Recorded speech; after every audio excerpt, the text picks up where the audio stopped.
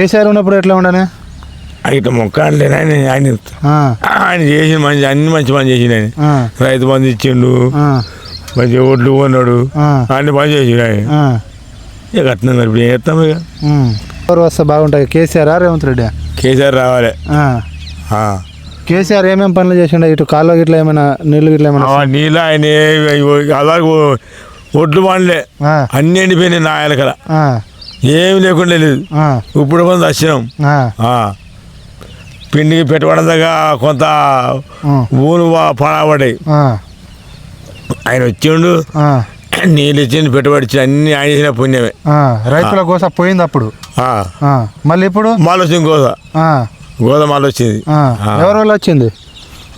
మీరు బంగారు ధర చేయబట్టి రేవంత్ రెడ్డి చెప్తే అందరూ ఆశపడ్డాం, వేసారు, పాడైపోయినాం. ఇంకేది.